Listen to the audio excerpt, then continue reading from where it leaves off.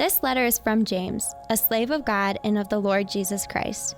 I am writing to the 12 tribes, Jewish believers scattered abroad. Greetings. Dear brothers and sisters, when troubles of any kind come your way, consider it an opportunity for great joy. For you know that when your faith is tested, your endurance has a chance to grow. So let it grow, for when your endurance is fully developed, you will be perfect and complete, needing nothing. If you need wisdom, ask our generous God, and He will give it to you. He will not rebuke you for asking. But when you ask Him, be sure that your faith is in God alone. Do not waver, for a person with divided loyalty is as unsettled as a wave of the sea that is blown and tossed by the wind. Such people should not expect to receive anything from the Lord. Their loyalty is divided between God and the world, and they are unstable in everything they do. Believers who are poor have something to boast about, for God has honored them, and those who are rich should boast that God has humbled them. They will fade away like a little flower in the field. The hot sun rises and the grass withers. The little flower droops and falls, and its beauty fades away. In the same way, the rich will fade away with all their achievements. God blesses those who patiently endure testing and temptation. Afterward, they will receive the crown of life that God has promised to those who love Him. Because I have some really, really important things I want to talk to you about. Okay, and some important things that are out of the book of James. We're going to start this conversation. And the way we want to start this conversation is this. I know something about all of you in the room. Here's what I know. You all are people of faith. All of you. You all are people of faith. You might be like, I'm not. You trust something. Every last one of us in this room has placed our faith in something. We're trusting something. Even if you're like, I don't believe in God, that's okay. I tell you this all the time. You don't have to agree with me to come here. You say, I might not be a person who believes in God, but you're trusting something. You're leaning the ladder of your life against something. You're trusting something to bring you happiness, joy, whatever purpose, whatever it is. And here's what I know. We live in a culture where people like us, people of faith, ready? Here we go, are looking for a faith that works. Let me explain it this way. We're looking for a spirituality that makes a difference. We're looking for a faith that works and a spirituality that makes a difference. Here's what I mean by that. We're people of faith, but what we want, and we live in a culture like this, where people want a faith that makes a difference, not just when they show up to a religious event, but a faith that makes a difference Monday through Saturday. Like, we are a people that are looking for a faith that's going to show up in my marriage, show up in my money, show up in my business, show up in my relationships, show up in my family. We're looking for a faith that works. We're looking for a spirituality that makes a difference. We're looking for something that's got some teeth to it. We don't simply want a faith that's spoken. We want a faith that somehow is tangible and demonstrated. Here's what's interesting about that. Because I know that about you. And you're a person of faith, and you want a faith that works, that matters, that makes a difference, that impacts your life. And here's what's ironic. God is looking, ready, for a faith that works. Well, that's interesting. Like when He looks at us, what He is looking for is a faith that shows up, a spirituality that somehow makes a difference, a faith that somehow is going to impact not just today when we sing some really cool songs, but a faith that's going to impact tomorrow and Tuesday and Wednesday, Thursday, Friday, and Saturday, that's going to show up in our marriage, in our money, in our business, in our relationships. God is looking for a faith that works. That's why we're looking at James. Because James, the book of James, is all about a faith that works. And what's interesting to me is who God chose to write a book about a faith that works. Stay with me on this. Because God could have chose anybody, right? He could have chose anybody to write this book. But what's interesting is who He chose to write a book about a faith that works. He's the one that the book is named after, and the very first verse that you have open in your laps, we'll throw on the screen, says this. The author of the book, his name is James, a servant of God and of the Lord Jesus Christ. You're like, okay, I could have figured that out by the name of the book, but here's what you may not have known. That this James, the James in chapter 1, verse 1, is the half-brother of Jesus. That's interesting. James is the half-brother of Jesus, and beyond that, ready? Because some of you maybe are in this boat, James was the original skeptic. James at first did not believe his brother, right? James did not put his faith in his... In fact, if you read John 7, James, along with his siblings, they thought, our brother's out of his mind. And you can't, it's okay to laugh. Some are like, can I laugh at that in church? It's okay, right? Because here's the deal. You might be a skeptic too. If your big brother thought he was all that in a bag of chips and he went around telling everyone, I'm the son of God, right? You're probably not, as his sibling, going to be like, hey, I'm in that fan club, right? And James wasn't. And John chapter 7 says that James doubted, and yet something changed. Stay with me on this. What changed? When did it change? Well, James, half-brother Jesus, happened to see his half-brother Jesus being killed on a cross.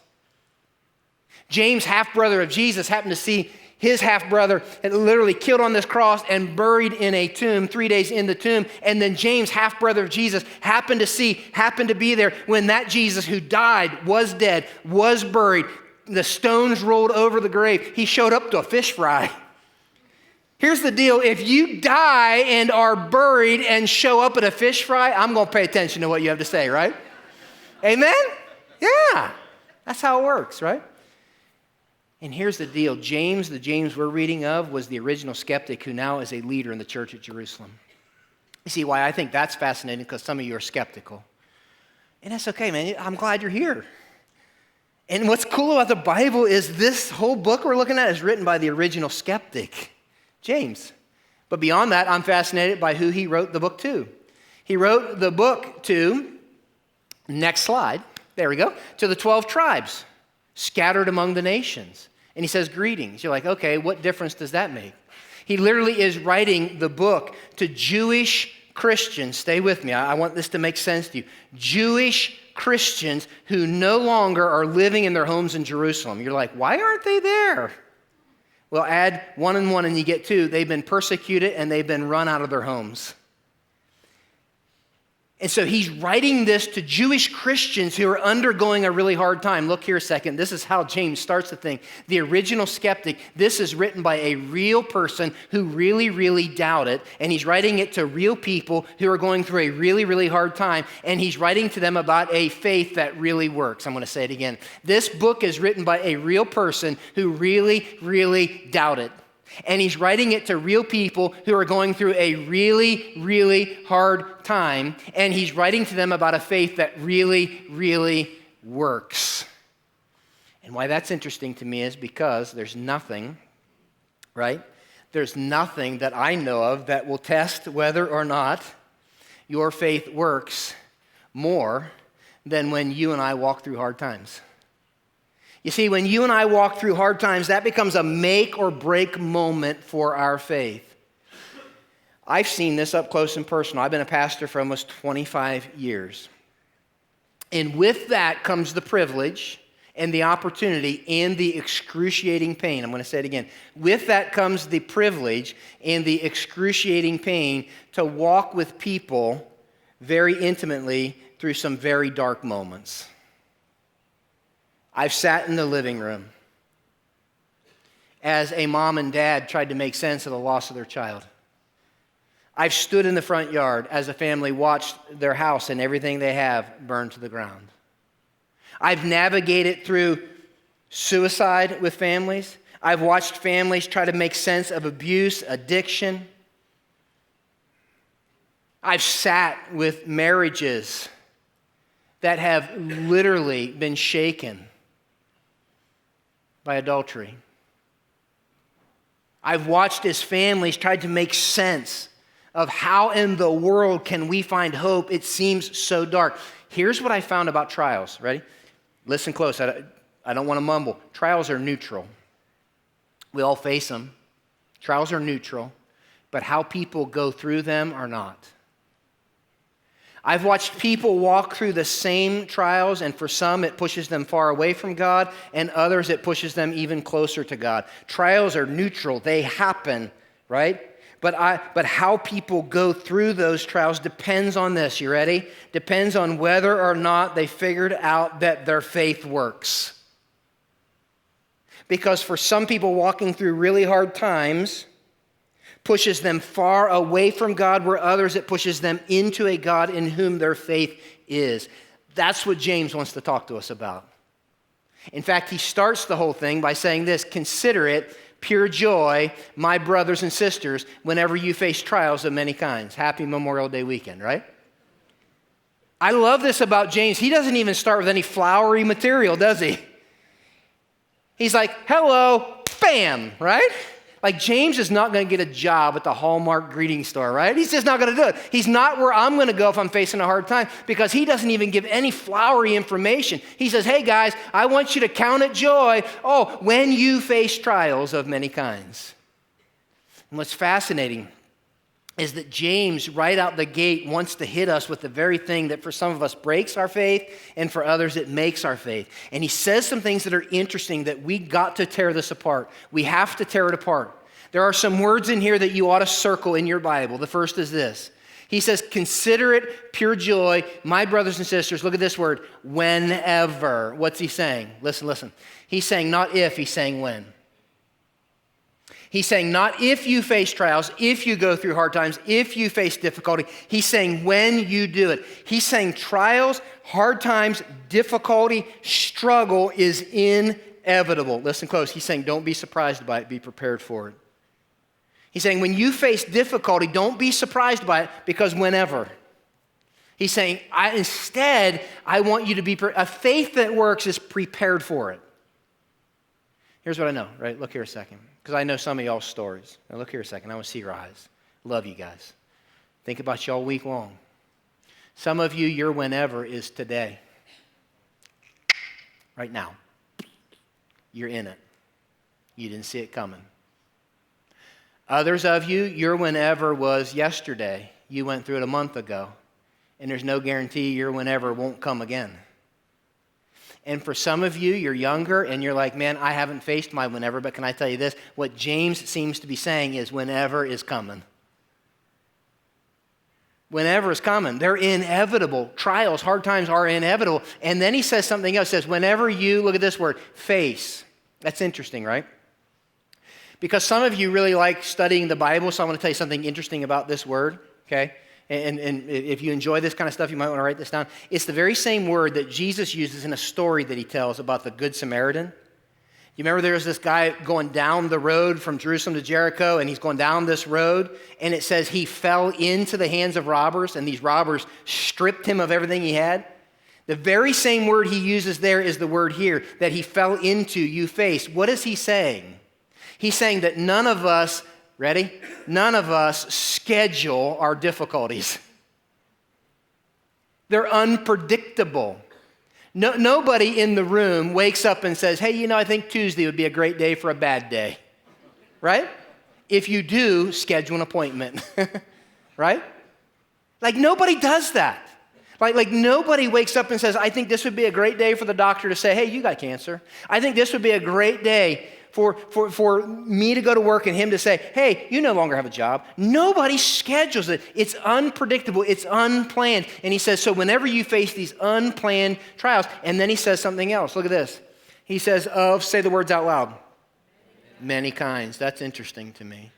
He's saying that our trials, our hard times come like Baskin-Robbins in 39 flavors, right? Listen. This is important. I'm going to tell you something important. It's for free. He's saying your trial's different than my trial's different than your trial. I'm going to say it again. He's saying your trial's different than my trial's different than your trial. Like our trials come in all shapes and sizes and intensities. There are financial trials. There's relationship trials, marriage trials, family trials. Some of you are in that. You're like, my kids, I don't even know where they're at. Some of you are in a financial trial. Like, I don't even know how we're going to make it the rest of the week. Right? Some of you are in the relationship trial. She left me. Some of you are in trials that maybe no one else in the room knows. I guarantee you there's people like that here. Right? And what he's saying is our trials are different. And because our trials are different, that tells me two things. This is for free, but you ought to write this down. This is just free as you relate with people. First is this. Comparing my trials to your trials is not that helpful. Write it down somewhere. Some of you need to write it more than others, maybe, I don't know. Comparing my trials to your trials is not that helpful. You ever been with somebody? See if this ever happened to you. You ever been with somebody and you share this deep struggle you're going through, And you're like, oh, I'm really facing a hard time. And they look at you and they say, I know exactly how you feel. And then they begin to tell you about all their trial and quit listening about your trial. You ever been with somebody? Raise your hand if you've ever been with somebody like that, right? I hate that. I mean, I hate that, right? It's like all of a sudden it's like, I know exactly. Or worse yet, you ever been with somebody who looks at you and they hear your struggle and they say, you think that's bad? Let me tell you what happened to me. Raise your hand if it ever happened to you. Anybody? Yeah, I hate that, right? Right? All of our trials are different. All of our trials are different, right? They have a specific to them. There's a personal nature to them. And it tells me this, that not only is comparing them not beneficial, listen, that one answer doesn't fit all situations. That's for those of you who are really, really churched in the room. Because here's the deal. The answer that God's going to work it all to the good to those who love him doesn't always work all the time in every situation, and sometimes it's not the appropriate time.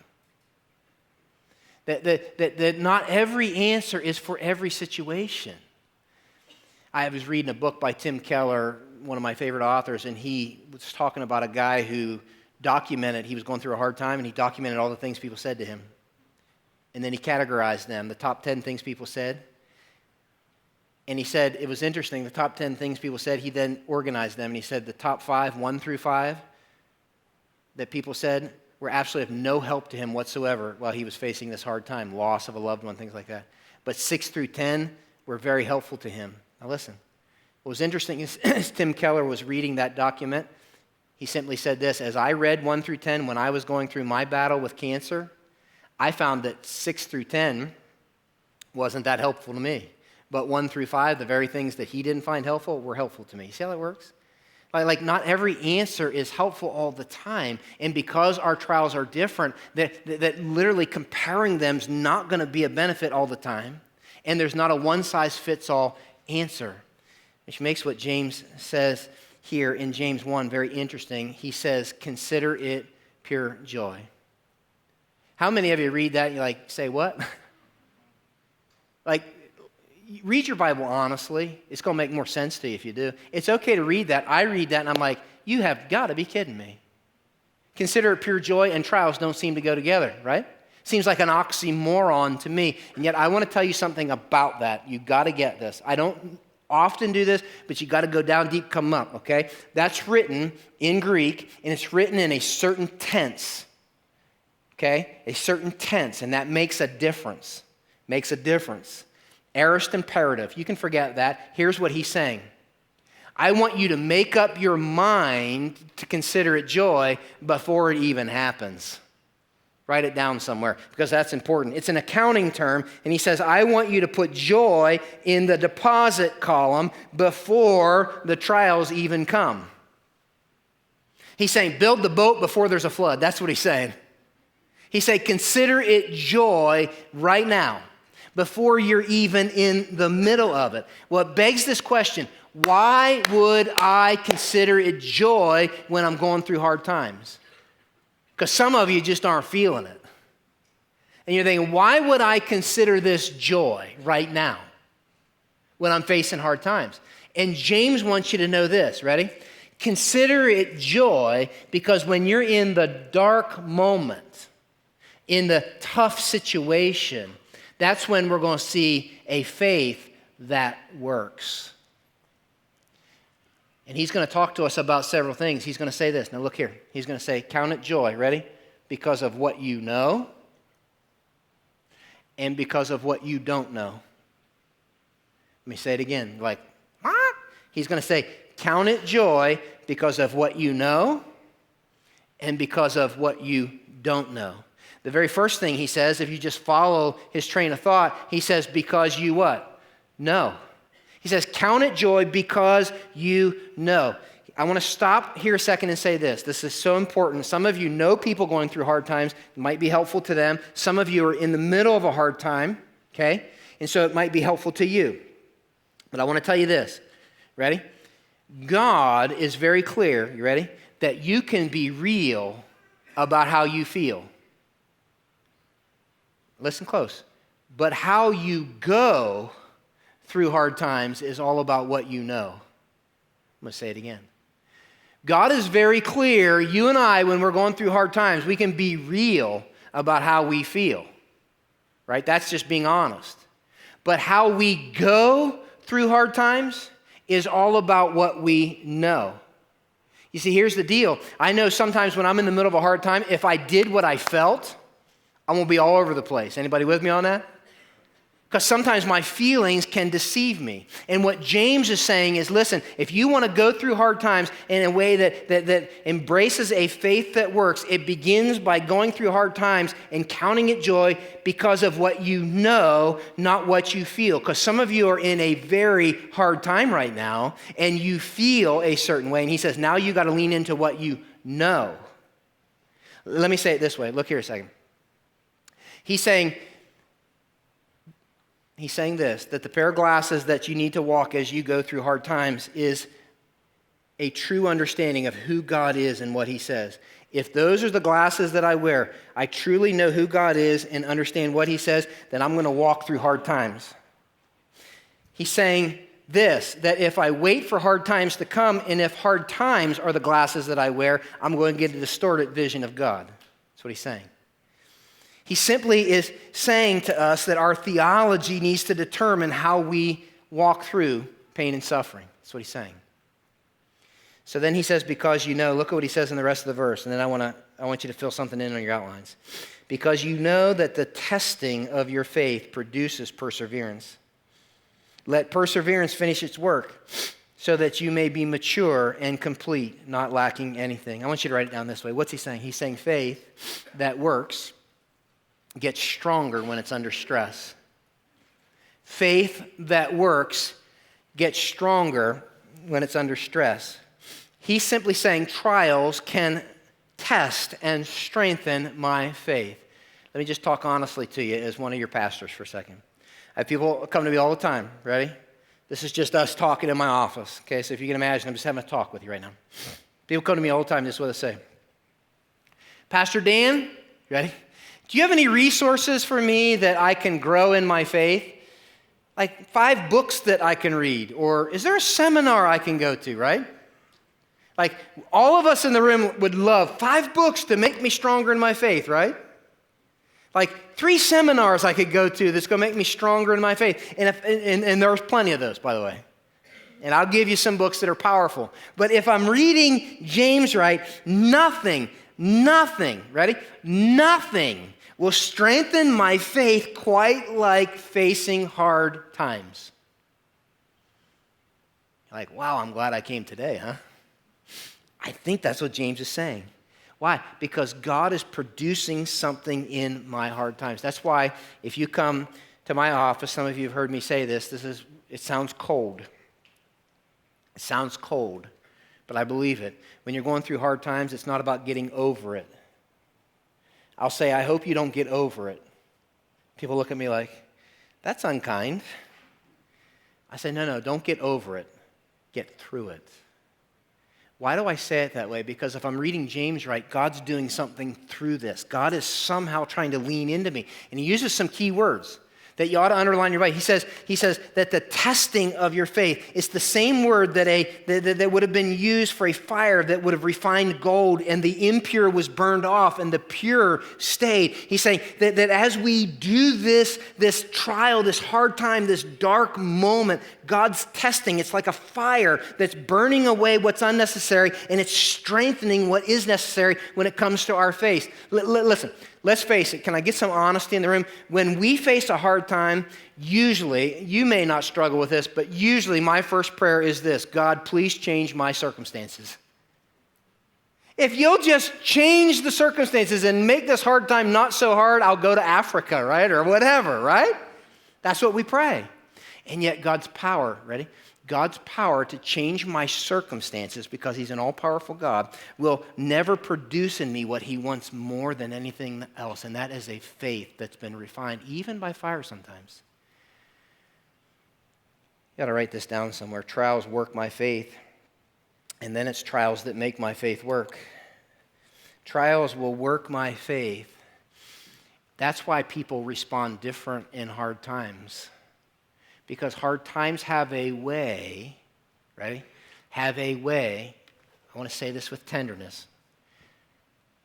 I see you writing stuff down. I'm going to wait. Trials have a way of revealing if my faith works, if it truly is genuine. Wow. That's a big statement. Trials have a way of being a fire to show me if there's anything left that's pure, right? You tracking? That's interesting. You see, this is so countercultural. I don't know if you thought about this, and it's interesting to me. It's so countercultural to us. We live in a culture that avoids pain at all costs. I was reading, and I won't bore you with reading it, but I was reading this social anthropologist who was writing about this, and he was talking about how the generations past in their religious philosophies found ways to help people deal with pain. And he said as they've studied cultures that they found that our modern Western culture is the absolute weakest culture in dealing with pain. And then they went on to study, well, why are we so weak when it comes to dealing with pain? And here's what he said, because the cultures past found a way that they embraced pain as part of the fabric of life. There's a purpose, there's some sort of plan, but we live in a culture where we value more than anything else pleasure and freedom, and so we see pain as an interruption. We live in a culture that wants to avoid pain at all costs and wants a God who simply gives pleasure.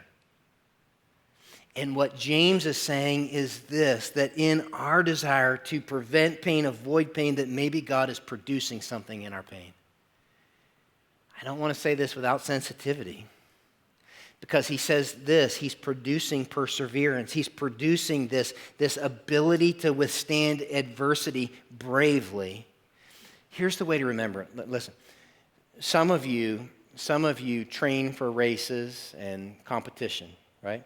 I see some of y'all at the YMCA, right? Not all of you. I don't know what's wrong with you, right? But I see some of you there. And those of you who I see there, very rarely are you happy when I see you there, right? It's not like a woo, right? And some of you that I see there, you're like struggling and straining and what? Why? Because if you're training for a competition, you want to strengthen your muscles. Well, how in the world do you strengthen your muscles? You do what? You put them under what? Stress. And when you put them under stress, all of a sudden you begin to train your muscles to be able to endure what it is that you want to run. Here's what God's saying. He says sometimes the hard stuff that we face is the very thing that God uses to put our muscle of faith under stress so that we can be trained and that we might be able to have endurance. Let me say it this way. You ready? Let me say it this way. When it comes to those of you in the room who would say, I'm somebody who's a follower of Christ, I adhere to the Christian faith, can I just say this to you? It's easy to adhere to being a follower of Christ in the Christian faith and love everyone when everyone in my life is lovable. But when all of a sudden that person, some of you looked down when I said that, some of you looked beside you, and you shouldn't have. Okay, I'm just saying. When that person's in your life, it's like God saying, let's try to do a little bit of lifting with your faith. It's easy to have hope. Christian, man, I got hope when everything's hopeful. Try it when it seems like all hope's lost. All of a sudden, God says, I want you to lift that weight for a minute. It's easy to be patient when everybody in your life is very tolerable to be around. But you put that one person in your life who's like the fly in the ointment, and all of a sudden, it's like God says, let's lift. Listen. It's easy to say, Jesus is all I need, right? It's like put it on a t-shirt when I have all I want. But it's quite a different thing to say Jesus is all I need when he's all I got. That's what James is saying.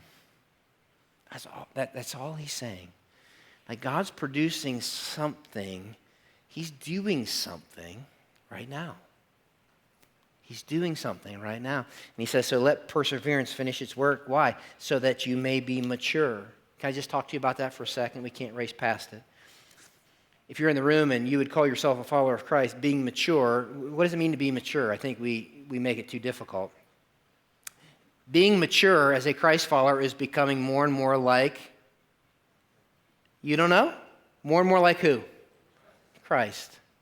Listen, look here a second. If being mature is becoming more and more like Christ, isn't it interesting that many of us in the room want to be mature and more like Christ without having to walk the path he walked, encounter the difficulty he encountered, and navigate the hard times that he navigated? Isn't that interesting? Like, I want to be just like Christ in a different way. Like, is there any way I can be just like Christ by reading a book? And all I know to say is I don't know that there's a shortcut, because what he says is this difficulty we're in is him producing maturity. And so he says, let perseverance finish its work so that you may be mature and complete, not lacking anything. What's he saying there? He simply is equipping you for life, that our trials can turn us into a mature person who's equipped for what it is that he has for us to do. Look here, I'll just be personal about this. My personal story is this. I am a way better, for lack of a better word, pastor, because 15 years ago, I didn't think I was going to make it and was that close to quitting and never would have chosen it. And if you told me I could choose it again, I would never choose it again. And it felt like hell on earth to me. And I thought I was losing my mind. You see, what was God doing? I didn't feel it. I didn't feel it. Let's be real. But I am here today, and I am a way better pastor because back then I thought I'm going to come apart. You see, some of you are in that right now. And I'm not being insensitive. I'm just saying that count it all joy because of what you know. God's doing something. But it's not just that he's doing something. You need to know this, that he's preparing you for something. Let me say it this way. You ready? I think what he wants us to say is that my most painful moments might become my most powerful ministry opportunities. You ought to write that down and just hang on. Even if you don't feel it and you're frustrated about it, write it down. My most painful moments might become my most powerful ministry opportunities. You see, for some of you, I already see that playing out. I've watched some of you that have walked the path of cancer put your arm around somebody who just found out they had cancer. And all of a sudden, you have a powerful ministry opportunity that you didn't have unless you had walked that path. We have an incredible group of widows that hang out around here. And I know this, when some of you lose your spouse, here's the deal. I mean, I might come, put my arm around you and bring comfort, but no, I'm not going to bring you comfort like my mother-in-law is. She's walked that journey. You see how that works? So what James seems to be saying is count it joy. Why? Because of what you know. But he also says this. This is fascinating. He says count it joy because of what you don't know. Look what he says, verse 5. He says, if any of you lacks wisdom, can we just stop here and say, in the middle of our really hard stuff, a lot of times we're not sure what to do? Just shake your head if anybody, yeah, okay, I see a couple of you that are being honest. Sometimes when life seems the darkest, like, what should I do? What should I do? And here's what he says. If you don't know what to do, then you should ask God, who gives generously to all without finding fault, and it will be given to you. But when you ask, you must believe and not doubt, because the one who doubts is like a wave of the sea, blown and tossed by the wind. That person should not expect to receive anything from the Lord. Such a person is double-minded and unstable in all they do. What's he saying? I want you to write this down. I'll just hang here for a second. He's saying faith that works grows wiser when it doesn't know what to do. Faith that works grows wiser when it doesn't know what to do. Now, for the sake of the clock and my voice, I want to condense on what I'm going to say, okay? What he's saying here is this, is that when we're in the trials and hard times, that the trials and hard times can either push me to isolation or intimacy.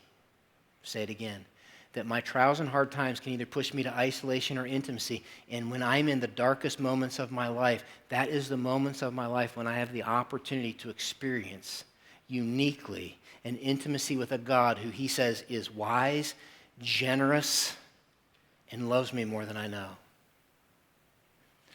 You see, my times of pain when I don't know what to do push me into a God who invites me and never finds fault. Some of you are in your whenever right now, and you don't know what to do. You don't know what to do.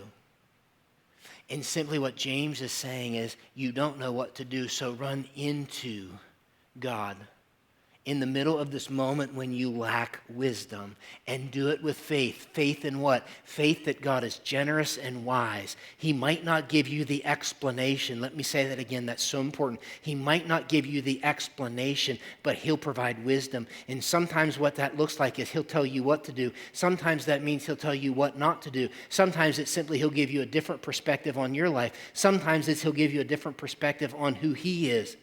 Sometimes he'll use other people. Sometimes he'll use his word. But he will provide wisdom. But what he's saying is run into his presence and stay there. Listen close. Wrestle with him as long as it takes. Because maybe, just maybe at the end of it, even if you don't have the answer you were looking for, you'll get God. And that's what's most important. I had a friend of mine call me here in the last several days. And she's in a bad situation. And she told me what she wanted to do. She's really, really angry. And she should be. She should be. She wants to take some action out of her anger. I don't blame her. So she told me what her plan was. And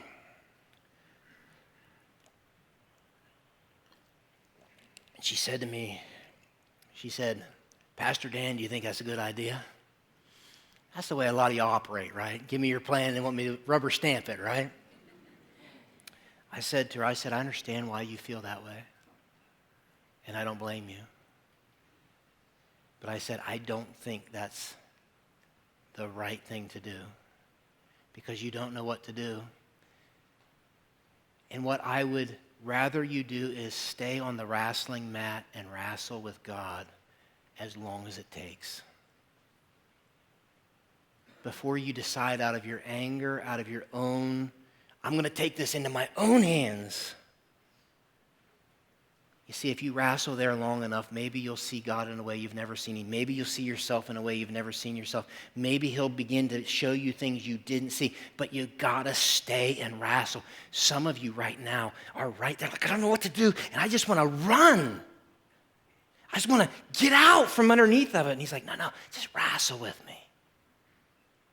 Because maybe at the end of it, you'll get God. You see, you wrestle long enough when you face things that are inexplicable and seem so unjust. You wrestle with a God who always does the right thing and who's always sovereign. And maybe you begin to see God in a different way. When all of a sudden you begin to wrestle in life because of the stupid choices you've made, you wrestle long enough and you see God is a Father who loves me and cares about me. But listen.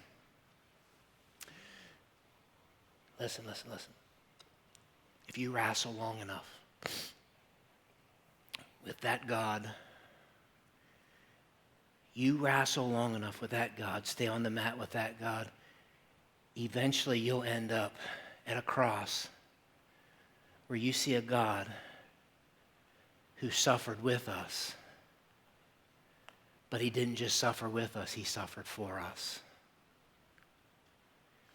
And then you'll realize where a faith that works comes from in Hebrews chapter 12. When he says this, I want you to wrestle long enough till you fix your eyes on Jesus. He's the pioneer and perfecter of a faith that works. For the joy set before him, he endured the cross, scorning its shame, and he sat down at the right hand of the throne of God. Listen, look here a second. I got to be done. When I read that, I ask the question, what's the joy that was set before Jesus? He said, fix your eyes on Jesus. He's the author and perfecter of a faith that works. What in the world was the joy, count it all joy, that was set before him to make him endure the cross? Look here, everybody look here. It was you. It was you. It was you. It was you. It was you. It was you. It was you. You. See, what's interesting, guys, is we have a God who suffered with us, but he suffered for us. And this God who suffered for us wants to walk with us, even if that means wrestling with him in the middle of what we're wrestling with. And he said, I want you to wrestle long enough till you all of a sudden fix your eyes completely on Jesus. I want to get out and do what I want to do to make things right. I want you to fix your eyes on Jesus. Why? Because there's a faith that really works. I want everybody in the room to bow your heads, if you would, with me for a minute. I just want to pray over you, and I want to pray with you, and some of you in the room. You're wrestling, and I don't know what all you're wrestling with, but this morning you're wrestling. And maybe you've never ended up at this cross where Jesus is, and realize that that cross and that story is all about a God who loves you and died for you. And this morning, a faith that really works begins with you saying yes to that Jesus. And you might have walked in this room a skeptic just like James, but the truth is there is a God who literally died to have a relationship with you. You had a wrong impression of that God. Somebody yelled at you long enough about that God. Somebody screamed at you long enough about that God. You thought that God was disenfranchised, disappointed, and yet he has died to have a relationship with you this morning. And this morning, his invitation is, will you say yes to me? You simply say, yes, God, I know I'm a sinner, that Jesus died for me so that I could be forgiven of my sin, have a relationship with you, and hope for heaven. Right there in your seat, you can say yes to Jesus. And man, if that's a conversation you've had with God this morning, somehow I'd love to hear that. Email, write it on your card, somehow let me know that. There's a whole bunch of you in the room, though, that you would say, I'm somebody who said yes to Jesus, but your whenever is today. I know some of your stories. And there's no answer for why, and you don't even know what you should do right now. And maybe the whole purpose for you sitting in this service at this moment is so that you can hear God to say, even when you don't know what to do, you know who to turn to. And maybe his invitation to you this morning is simply, will you wrestle with me long enough till at the end of this struggle, at the end of this disappointment, at the end of this frustration, you'll find me. And your eyes will be fixed on the one who died on the cross for you. And maybe he's speaking into your life this morning and saying, listen, I'm doing something even in the middle of this really hard time. I'm not asking you to be Pollyannish about it. I'm just asking you to run to me. And some of you right there in your seat, in the quietness of this moment, your prayer needs to be, God, help me. I don't know what to do. God, help me. I don't know what to do. But I don't want to run. I don't want to isolate. I want a faith that works. And I realize you got me on the mat and there's something that's under stress. Help me know what to do. Because God, at the end of the day, we want a spirituality that makes a difference and a faith that works. And none of us would choose any of the hard times that we face. And yet we believe beyond a shadow of a doubt that you're working. And so we trust you. God, I think about the man that I met last night, the man I met for the very first time last night, whose 12-year-old son died unexpectedly. He's wrestling. God, I think about dear friends of mine walking through a really hard time right now, and they're wrestling. Oh God, wrap your arms around them in a unique way, and I pray they would not squiggle out from underneath your embrace. I think about the man in this room trying to figure out his life and the questions that he's wrestling with because of a relationship that has gone different than he wanted. And I pray that you'd help him to wrestle with you, to find you. God, it's hard for us to recognize that our pain can cultivate intimacy with you. And yet at the end of the day, we want you. That's what we want. Because that's a faith that works. Thanks for loving us, even when things are hard. Thanks for helping us. I pray this in Jesus' name.